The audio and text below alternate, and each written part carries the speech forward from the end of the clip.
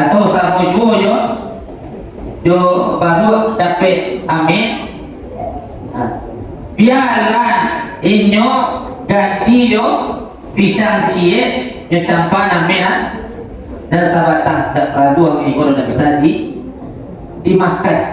Padahal kalau di Bali amin sabatang tu pisang mungkin sama saji ko dapat inyo. Tapi dek pengana sampai kapan cuma ambil dan pisang linci itu diambil, ambil sebatang dibuat. Jangan kita sampai seperti itu kaum muslimin yang Allah Subhanahu wa taala. Jadi baca A'udzu billahi as-sami'il 'alim minasy syaithanir rajim. Bismillahirrahmanirrahim. Assalamualaikum warahmatullahi wabarakatuh.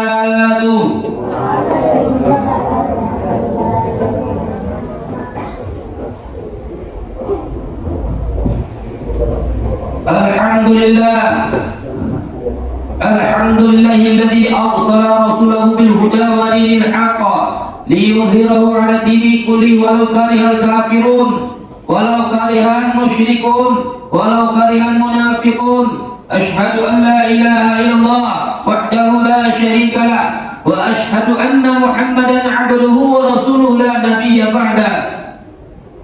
Allahumma shalli wa sallim وبارك على سيدنا محمد وعلى آله وصحبه أجمعين. أما بعد عباد الله اتقوا الله حق تقاته ولا تموتن إلا وأنتم مسلمون.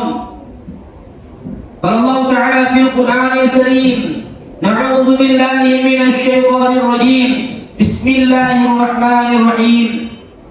الحمد لله الذي أنزل على عبده الكتاب ولم يجعل له عوجا قيما لينذر بأسا شديدا من لدنه ويبشر المؤمنين الذين يعملون الصالحات أن لهم أجرا حسنا ماكثين فيه أبدا. صدق الله العظيم وصدق الله الكريم. Bapak-bapak, ibu-ibu wali santri, ustaz dan ustazah, para hafiz dan hafizah yang dirahmati Allah Subhanahu wa taala. Marilah kita bersama-sama memuji dan memuja Allah Subhanahu wa taala dengan pujian alhamdulillahi rabbil alamin. Segala pujiannya milik Allah Subhanahu wa taala yang masih memberikan kekuatan kepada kita untuk melaksanakan sholat subuh secara berjamaah, yang mana sholat subuh berjamaah ini nilainya di sisi Allah Subhanahu wa taala sama dengan sholat sepanjang malam, sama dengan sholat semalam suntuk.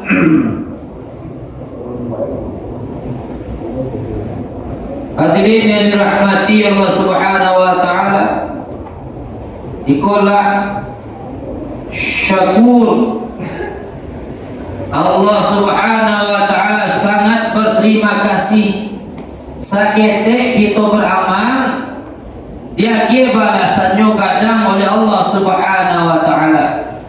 Kira-kira kadang aku kita Bapak Ibu balasan yang diberikan oleh Allah itu sholat 2 rakaat dibalasi sama nilainya dengan sholat semalam suntuk 2 balik jam lakonyo kita sholat. Kadang apa kita Bapak Ibu balasan yang diberikan oleh Allah kadang apa kita ada.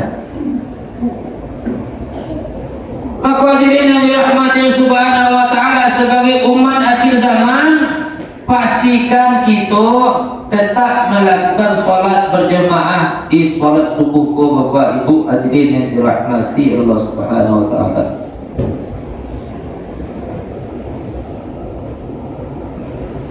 Usahakan karena keberkahan daripada kehidupan diletakkan pada subuh hari dan pada di sore hari hadirin yang dirahmati Subhanahu wa taala. 2 hari pokok banyak dilain-lainkan oleh kita manusia. Hadirin yang dirahmati Subhanahu wa taala, bersyukur kita alhamdulillah baik, diberikan kesempatan, diberikan kekuatan oleh Allah Subhanahu wa taala untuk bisa melaksanakan sholat subuh secara berjamaah. Alhamdulillah. Kemudian salawat beriring salam Allahumma salli ala Sayyidina Muhammad wa ala ali Sayyidina Muhammad. Semoga Allah sampaikan salam kita kepada baginda dan besar Muhammad sallallahu alaihi wasallam. Assalamu alayka ya Rasulullah sallallahu alaihi wasallam. Kaum muslimin yang dirahmati Allah Subhanahu wa taala, dalam surah Al-Kahfi yang mana surah Al-Kahfi ko ayat 1 sampai ayat 10 ko adalah penangkal dari Dajjal laknatullah, penangkal diri kita dari fitnah Dajjal laknatullah.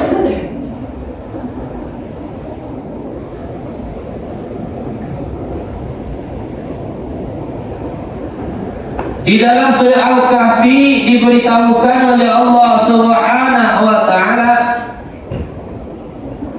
A'udzu billahi minasy syaithanir rajim. Bismillahirrahmanirrahim. Alhamdulillahilladzi, segala puji bagi Allah yang telah anzala ala abdihil kitab, yang telah menurunkan atas hambanya Alkitab. Maksudnya Al-Quran. Siapa hambanya pun? Siapa yang dikasih hambanya? Siapa yang dikasih hambanya di sini? Nabi Muhammad sallallahu alaihi wasallam, junjungan kita, Nabi awal, Rasul kita. Jadi alhamdulillahilladzi anzala ala abdihil kitab, segala puji bagi Allah yang telah menurunkan kepada hambanya Al-Quran. Terima kasih banyak ya Allah, Engkau telah turunkan Al-Quran. Kalau tidak ada Al-Quran, kami tidak tahu apa yang harus kami perbuat pada hari ini. Tidak ada Nabi, tidak ada Al-Quran, tidak tentu apa yang akan kita perbuat pada hari ini. Hadirin yang dirahmati Subhanahu wa taala, yang mana fitnah merajalela di masa kita dibandingkan masa-masa sebelum kita kaum muslimin yang dirahmati oleh Allah Subhanahu wa taala. Mulai dari masa Nabi Adam alaihissalam sampai masa Nabi Muhammad sallallahu alaihi wasallam, itu yang terberat fitnahnya adalah di masa kita ini.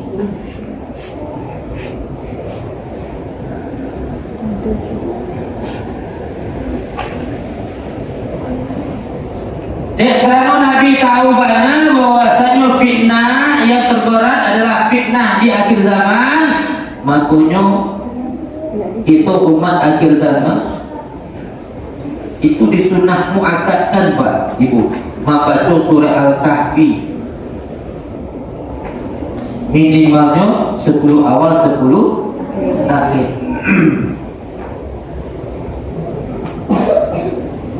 Walam yaj'al lahu iwaja, dan tidak yaj'al menjadikan lahu baginya, maksudnya adalah Al-Quran iwaja bengkok. Al-Quran tidak dijadikan bengkok.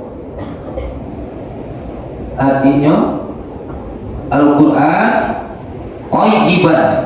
qayyiman artinya tegak lurus. Bisa kita jadikan patung gate, bisa kita jadikan penerang dalam hidup kita, bisa kita jadikan petunjuk.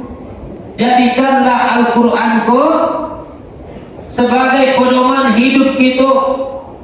Paci arek ganggam tagu apa yang terdapat di dalam Al-Quranul Karim. Liyunzira ba'san syadidan min ladun.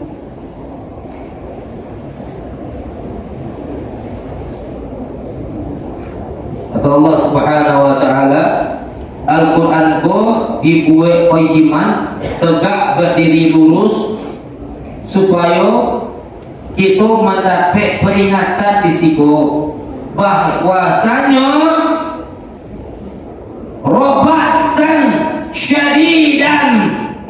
sebentar lagi kita akan diberikan sesuatu yang sangat menyusahkan, yang sangat menyedihkan, yang sangat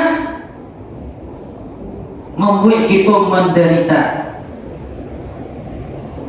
Min ladunhu itu berasal dari sisinya, yaitu Allah Subhanahu wa taala. Diingatkan kita, wahai umat Islam, wahai umat Nabi Muhammad sallallahu alaihi wasallam, wahai umat yang yakin dengan Al-Qur'anul Karim, yang yakin dengan hari kiamat, sebentar lagi akan datang sesuatu yang akan membuat kita menderita. Maka persiapkanlah diri awak. Bagaimana cara mempersiapkan diri awak? Wa yubasyiral mu'minin, beri kabar gembiralah kepada orang yang beriman, alladzina ya'maluna shalihat. Orang yang beriman itu adalah orang yang beriman dan beramal soleh. Imannya diwujudkan dalam bentuk amal soleh, bukan sekadar perkataan. Siapa awak? Orang Islam tapi tak pernah solat. Siapa awak? Awak orang beriman tapi solat lalai. Wa yubasyiral mu'minin, beri kabarlah kepada orang yang beriman, beri kabar gembira kepada orang yang beriman. Siapa orang beriman? Alladzina ya'maluna shalihat, yaitu orang-orang yang mengamalkan amal soleh, mewujudkan imannya dalam bentuk amal soleh. Anna lahum ajran hasanah, bahwasanya bagi mereka akan diberi balasan-balasan yang terbaik. Orang susah, kita tidak susah. Orang kelaparan, insya Allah kita tidak kelaparan. Orang kehausan, insya Allah kita tidak akan kehausan. Kalau kita bapaci arek gagal taguh kepada Al-Quranul Karim, artinya Al-Quran akan memberikan syafaat kepada kita pas kesusahan datang. Beko bapak ibu kaum muslimin yang dirahmati Allah Subhanahu. Kesusahan yang akan datang Pak Ustaz, coba dengar baik-baik. Kesusahan yang akan datang sebentar lagi. Kalau nyampang Bapak Ibu hadirin yang dirahmati Allah Subhanahu wa taala, kini sedang digembor-gemborkan, sedang disuara-suarakan. Indah umat Islam saja yang menyuarakan, seluruh umat yang ada di dunia, sebagian besar manusia yang ada di dunia. Di Vatikan itu mayoritas Kristen, Pak. Tapi mereka menyuarakan kemerdekaan Palestina. Artinya bukan umat Islam saja yang menyuarakan kemerdekaan Palestina. Negara-negara yang mayoritas Kristen Pak menyuarakan kemerdekaan bagi Palestina.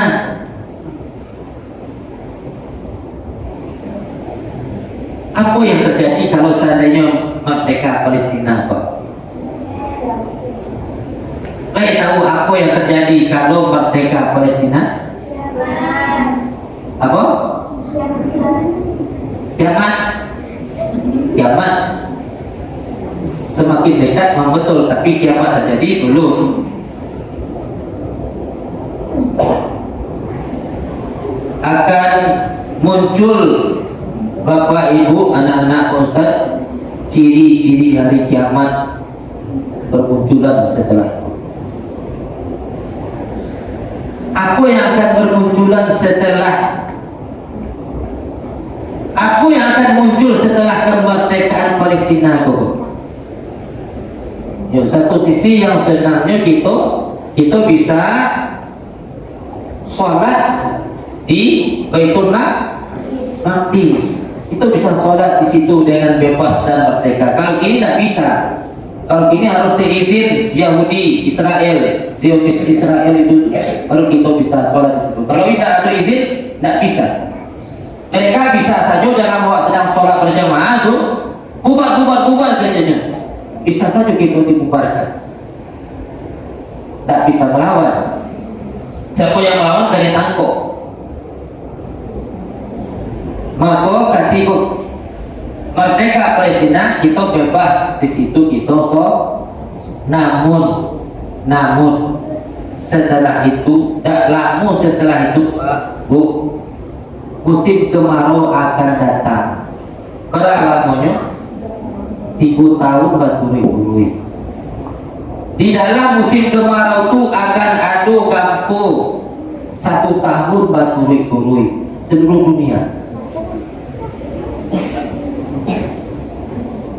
Dalam 3 tahun musim kemarau berturut-turut itu, Bapak Ibu Allah Subhanahu wa taala akan terjadi dukhan hampir 2 hari, hampir 2 malam yang namanya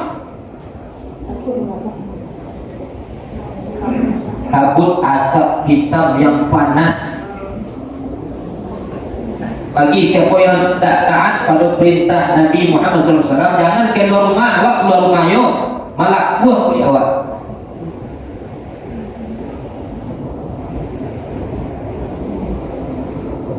Dalam musim kemarau 3 tahun berturut-turut terjadi peperangan di mana-mana.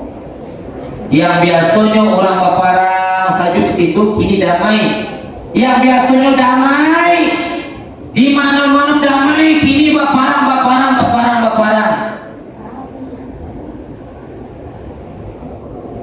Ini yang tidak damai di mana? Di Palestina. Kalau damai di Palestina berarti kiamat dah dekat. Ketika damai Palestina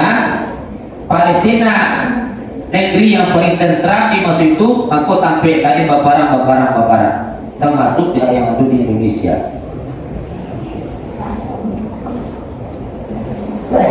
Di dalam 3 tahun musim kemarau itu kaum muslimin yang dirahmati Allah Subhanahu wa taala, keadaan awak sedang tak menentu, parui sedang lapar, awak awi, sehingga banyak orang yang bercakap kerana sepotong roti.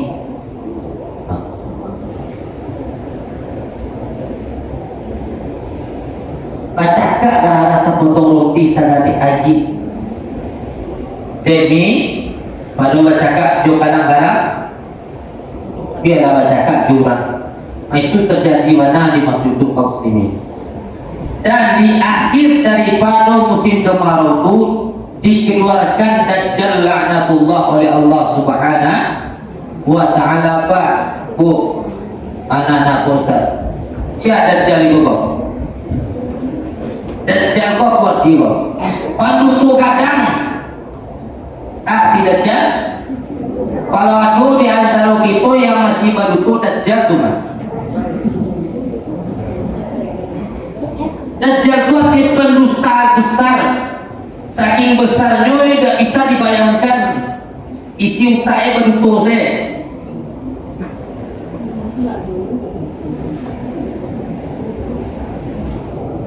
Kaum muslimin yang dirahmati Allah Subhanahu wa taala, ketika sudah habis dibuat lagi Dajjal. Ketika kita sudah lapar dibuat makanan. Ambagian makanan, ambagian minuman, kita lalak berapa lama itu nak makan dan minum. Yang pasti nak ada makan dan minum Pak Ibu. Mayoritas umat yang ada di dunia itu setahun namanya nak makan dan minum. Tapi lebih kurang selama itu bukan 3 hari, bukan seminggu, setahun namanya. Datang orang pembawa air membawa makanan pagi kilo sana mati. Namun ambo agian itu lena mau mengakui ambo sebagai Tuhan, sujud pada ambo dulu kecil dan jalan Allah. Banyak orang yang sesat di masa hidup kaum muslimin subhanahu wa ta'ala. Itu yang diingatkan oleh Allah, qayyiman liyundhira ba'san syadidan min ladunhu. Itu datangnya dari sisi Allah. Dari mana Allah tunggu Ustaz? Indah. Itu adalah ujian bagi umat akhir zaman. linabluwahum ayyuhum ahsanu amala. Karena umat akhir zaman diinginkan oleh Allah masuk surga tanpa hisab, dan namun masuk surga tanpa hisab. Tapi ujiannya baik. Orang yang paling banyak masuk surga tanpa hisab dimasuk Nabi Muhammad dan dimasuk umat di akhir zaman.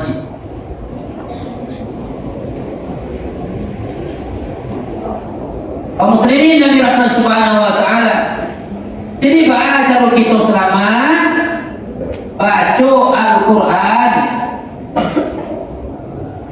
Dan baca Al-Qur'an itu jangan asal baca, supaya apa? Supaya ada manfaatnya di dunia.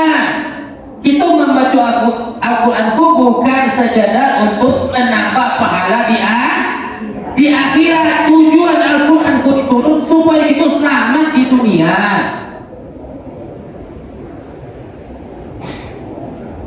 Supaya selamat kita dari dajjal la'natullah. Supaya Al-Qur'an ku bisa menjadi ube paru awak, ube hati awak, ube pikiran awak. Caranya patuhilah adab-adab Al-Qur'an.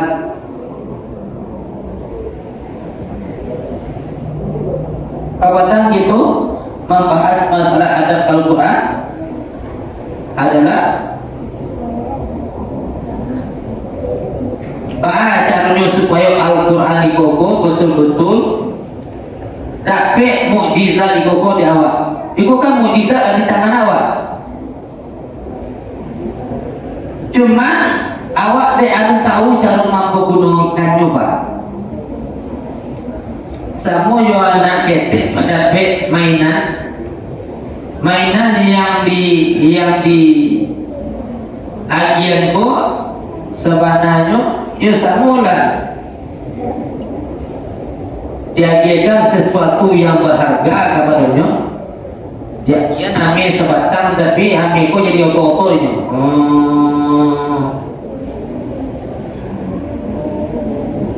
Atau sarmojo yo baru dapat amin.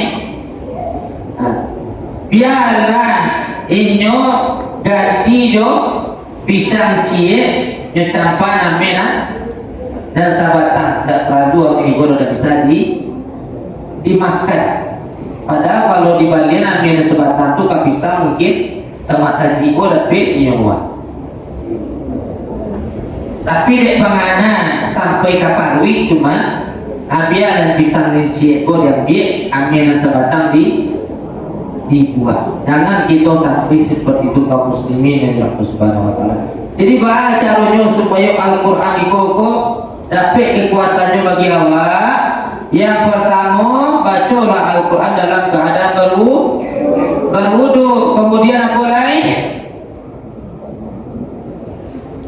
Bacalah Al-Qur'an dalam keadaan menutup. Kemudian apa lagi? Bacalah Al-Qur'an dalam menghadapi. Bacalah dalam keadaan tenang. Dan pastikan kita membaca Al-Qur'an dalam keadaan mulut yang bersih. Mulut yang bersih itu lapas betul. Kemudian patuhi dalam membaca adab Al-Qur'an. Yang berikutnya adalah ketika membaca Al-Qur'an jangan putus-putus nafasnya. Perhatikan di mana kita berhenti dan di mana kita mulai.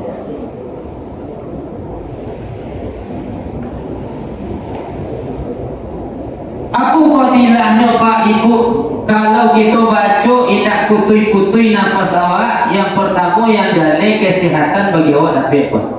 Orang yang membaca Al-Qur'an tidak putui-putui nafasnya di pertengahan, insya Allah itu angin pada kita Pak. Pandu awak ketika membaca Al-Qur'an kita tidak banyak melakukan gerakan. Itu cuma mencari Al-Qur'an kemudian kita baca Pak. Awak jangankan di pertengahan Al-Qur'an baca ta'awuz saja masih ada yang ambil nafas di pertengahan. A'udzu billahi minasy syaithanir rajim.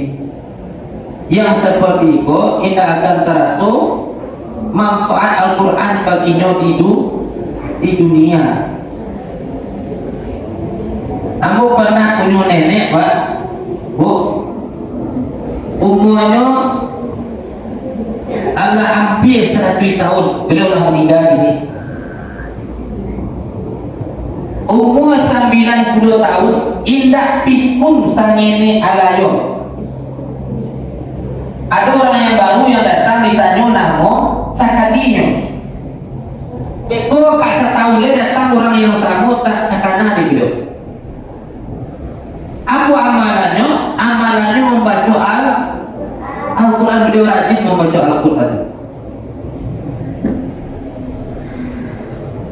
Tak pikun.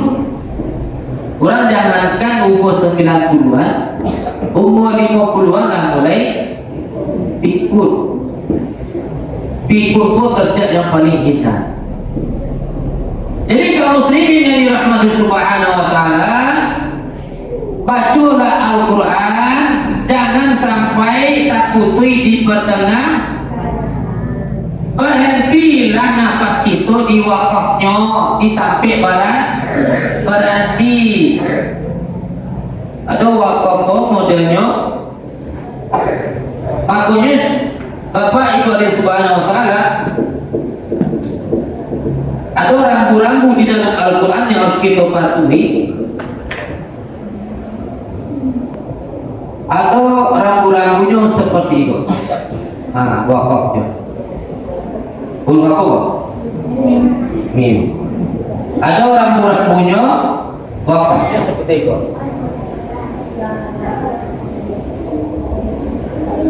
Ada rambu-rambunya, wakafnya seperti itu.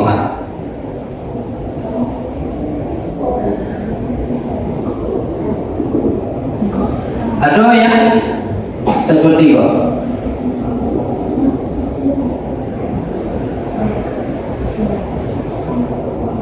Ya. Kamu sendiri dengan Allah Subhanahu wa taala itu ada makasihnya. Kalau itu wakaf lazim, artinya di sikuko kita wajib berhenti, tak boleh tarui. Kalau ada wakafnya mim untuk, maka kita wajib berhenti. Kalau ada modelnya la wakaf, ada lam alif seperti wa, tak boleh berhenti.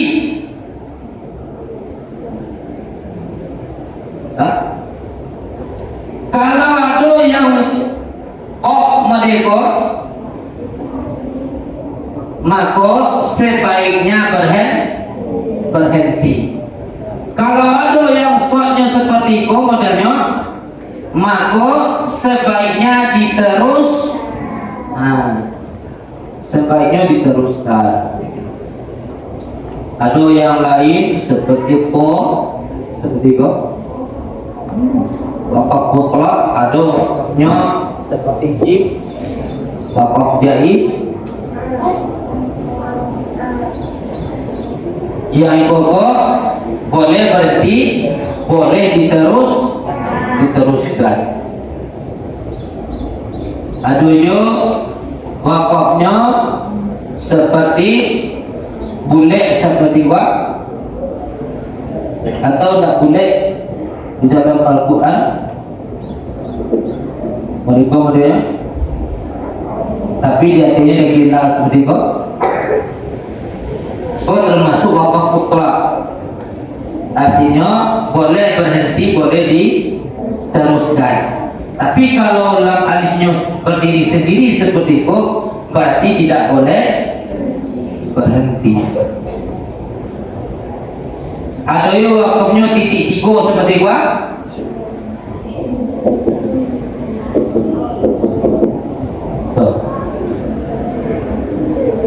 Mana coba wakaf mereka? Contohnya di surah Al-Baqarah. Apa bunyi ayatnya? Dzalikal kitabul la A'udzubillahi minasyaitonir rajim. Bismillahirrahmanirrahim.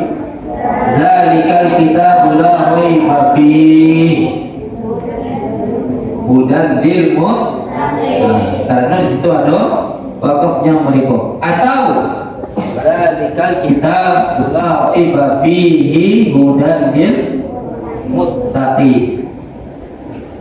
Jadi kalau berarti awak di titik tiga pertama, di titik tiga yang kedua kita tidak boleh berhenti. Itu maksudnya yang titik tiga berambu seperti itu. Jadi Bapak Ibu Subhanahu wa taala ada yang zaid seperti itu, ikut wakafnya tado berhenti dan boleh ditaruhkan. Yang tak boleh ditaruhkan adalah wakafnya kuat. Ada tado min. Kalau kita taruh juga badoso. Kalau mereka, kalau kita berhenti di situ badoso juga. Jadi ada rambu-rambu yang harus kita perhatikan di dalam membaca Al-Quran. Tidak sembarang hati awak saja mau di mana berhenti, mau di mana tadi mulai.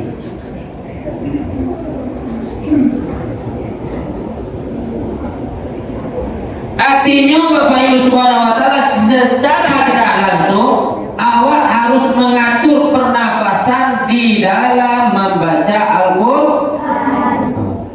Ada yang panjang ambil nafasnya, tahan, itu baru dilapihkan. Ada yang setiap menahan itu digerakkan lidah awak dalam berbagai posisi dalam membaca makhrij dan huruf tadi itu. Maka disitulah itu akan membuat hangat ke badan. Kalau hangat badan Bapak Ibu Allah Subhanahu wa taala akan keluar panduan. Kalau keluar panduan berarti keluar toksin. Toksin kedua itu berarti keluar racun. Kalau keluar racun dari tubuh awak, insya Allah badan ringan, badan sehat, hati senang, pikiran Bapak.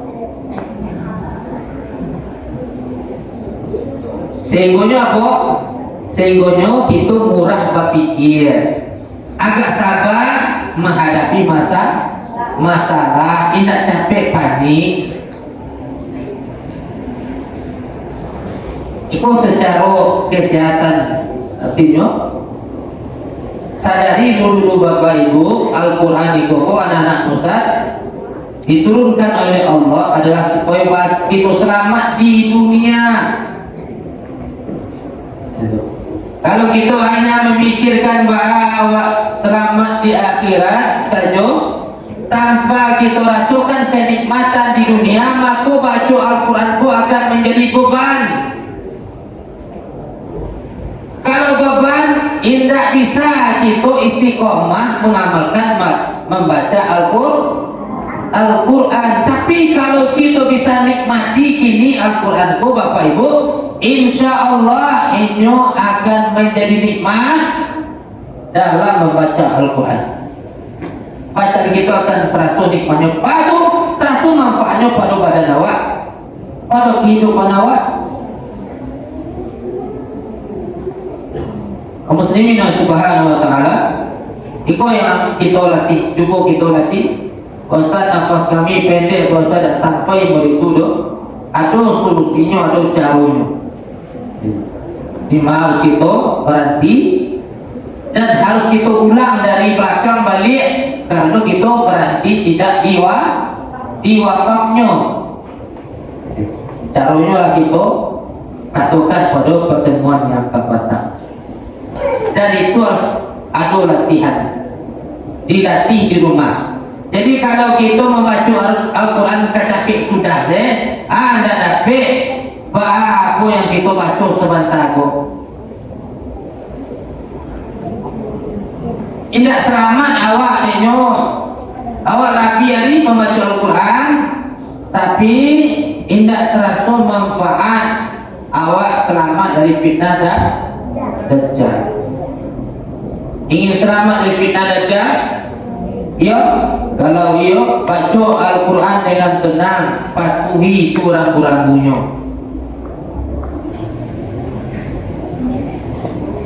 Bisa? Baik. Jadi kalau menyetor itu tuh patuhi rambu-rambunya. Ya. Kalau menyetor hafalan atau murajaah hafalan atau membaca Al-Quran atau menambah hafalan, maka patuhilah hafalan dapat, awak pun dapat keselamatan dunia akhirat, sehat badan awak, tidak apa penyakitan diri awak kaum muslimin subhanahu wa ta'ala. Itulah yang dinyatakan oleh Allah. Al-Quran itu adalah obat dan rahmat bagi orang yang beriman. Insyaallah mudah-mudahan akan diberikan pemahaman oleh Allah Subhanahu wa taala, pemahaman yang betul tentang Al-Quran. Mudah-mudahan diberikan kekuatan oleh Allah untuk mengamalkan Al-Quran dengan adab-adab yang benar mulai dari awal sampai akhir. Mari kita amalkan adab-adab yang lah kita pelajari. Siapa yang lain mulai mengamalkan adab-adab Al-Quran, tunjuk tangan. Siapa yang mulai mengamalkan adab-adab Al-Quran? Anu nak boleh? Astagfirullah. Alun ada yang mengamalkan lain. Oh, ni ada yang berkini Maulana. Apa caranya kok? Tahu tak kalian Nabi kalian kecewa? Nabi Muhammad SAW bisa kecewa aku. Kalian punya senjata gini, senjata atau pistol atau? Kalian melawan musuh kalian masih ketinjunya ulehan. Sedangkan pistol ada apa? Bodoh bocah dia waktu. Hah? Harusnya dong melawan musuh. Dia pistol punya tinju. Al-Quran aku ada canggih hawa itu kok. Melawan musuh-musuh kita, menyehatkan badan awak, menyelamatkan kehidupan awak dunia sampai akhirat. Pak kok masih mencari solusi-solusi yang lain karena kita belum paham dengan Al-Quran, tidak mengamalkan Al-Quran dengan adab-adabnya, makanya tidak terasa manfaat. Maka amalkan Al-Quran berdasarkan adab-adabnya. Siap? Oh siap, ya amalkan deh. Siap? Gak kurang kareman. Siap kita amalkan Al-Quran? Siap diamalkan dengan adab-adabnya? Iya. Kalian mengamalkan adab-adab Al-Quran dalam baca Al-Quran, orang tua kalian pasti mudah rezekinya. Pak Ustaz jamin. Amin. Tanpa dibilang amin gini, langsung jadi Bapak Ibu hadirin subhanahu wa ta'ala. Mudah urusan. Kita tidak akan pernah lepas dari masalah. Tapi bagi orang-orang beriman, masalah itu adalah sebuah kenikmatan. Karena apa? Fa inna ma'al usri yusra. Kenikmatan itu berada pada kesusahan. Susah dulu baru ada mudah. Susah dulu baru mudah. Rasanya itu apabila kita baca Al-Quran di rumah. Mudah-mudahan Allah Subhanahu wa ta'ala memberikan kekuatan bagi kita untuk mengamalkan Al-Quran sesuai dengan apa yang dikehendaki oleh Allah dan Rasulullah sallallahu alaihi wasallam. Amin ya Allah. Amin ya Allah. Banyak maaf Bapak Ibu, mari bimbing dan tuntut anak-anak kita Pak di rumah untuk mengamalkan adab-adab Al-Quran di rumah. Itu untuk banyak maaf. Subhanakallah wa bihamdika asyhadu an la ilaha illa anta astaghfiruka wa atubu ilaik. Assalamualaikum warahmatullahi wabarakatuh.